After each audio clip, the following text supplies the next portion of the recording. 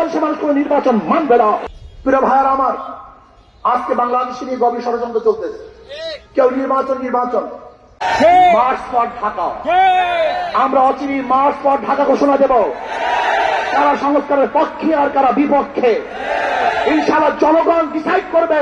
আগে সংস্কার হবে, আগে নির্বাচন হবে, জনগণ সিদ্ধান্ত গ্রহণ করবে। অচিরে আমরা মার্চ ফর ঢাকা করবো, লক্ষ লক্ষ কোটি কোটি মানুষ ঢাকায় জমা করবো। আগে সংস্কার হবে, তারপর নির্বাচন হবে। সংস্কারের বাহিরে বাংলাদেশের মানুষ কোন নির্বাচন মানবে না, মানতে পারে না।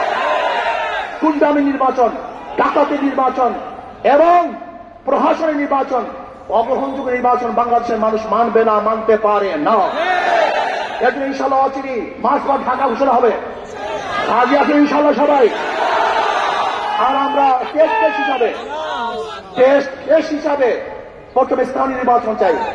যদি স্থানীয় নির্বাচন সুস্থ করতে পারে তাহলে আমরা মনে করব জাতীয় নির্বাচন সুস্থ হবে।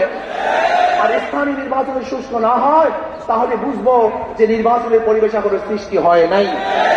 এই যে আসুন সোচ্চার থাকুন, ডাকাত দল, ইসলামের দুশ্মনেরা এবং ইউনূস সরকারের পায়ের নিচের থেকে মাটি সরাবার ষড়যন্ত্র অর্থ চলছে, অনেকটা অগ্রসরও হয়ে গেছে। লোকটা বুড়া মানুষ, মুরব্বী মানুষ, ভদ্র মানুষ, খুবই ভদ্র মানুষ, কিন্তু মনে রাখতে হবে যে আপনার চারপাশে যারা আছে ওরা কিন্তু ভদ্র না, ওরা অসভ্য।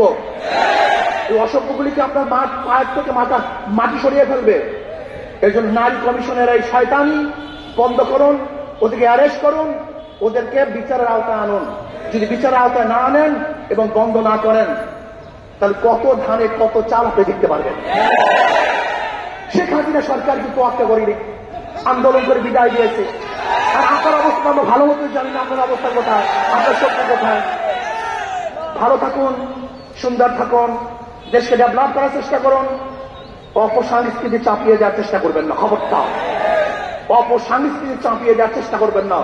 যদি অপসংস্কৃতি চাপিয়ে দেন তাহলে এমন গর্জন শুরু হবে যে এই গর্জনের সাথে টিকতে পারবেন না।